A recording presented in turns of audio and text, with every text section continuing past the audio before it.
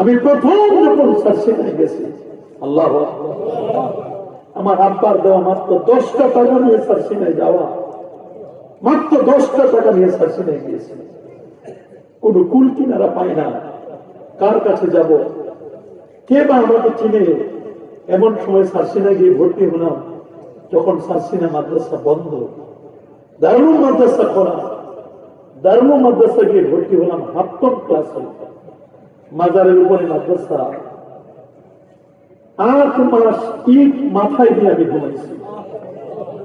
8 মাস ইট মাথায় দিয়ে ঘুমিয়েছি, হোগলা পাতার উপর ঘুমিয়েছি, আর মাজার জিয়ারত করেছি। 8 মাস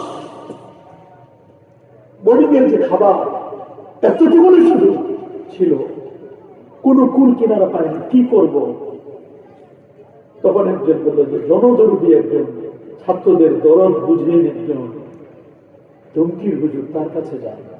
বর্তমান শর্ষিনার পীরসাহেব হুজুর যে রুমে থাকে, আল্লাহ যে রুমটাতে থাকে, সেই রুম ছিল হুজুরের তখন রূপ।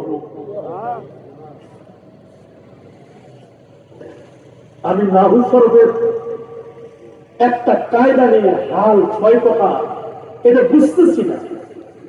একটা উসিলায় তো যেতে হয় ওস্তাদদের কাছে। আমি হুজুরের কাছে হাল বুঝাই দেওয়ার জন্য ভদ্রমণির একটা খেতাম হুজুরের রুমে গেলাম। হুজুর আমাকে বুঝাই দিলেন, চলে আসতেছি। ধমকির হুজুর বুঝাই দেওয়ার পরে চলে আসতেছি। তো হুজুর জিজ্ঞেস করলেন, তোমার নাম কি? বলে, আমার নাম উসমান গনি। তো হুজুর বললেন, গনি? তুমি তো অনেক ধনী। ওস্তাদ বলছে, তুমি তো অনেক ধনী। বাড়ি কথা? বলে, হুজুর দিনাজপুর পঞ্চগড়। তখন আমি বললাম, হুজুর আসলে নামে আছে আমার, কিন্তু আসলে কাম নাই হুজুর। আপনি বললে হুজুর ধনী হইতেও পারি।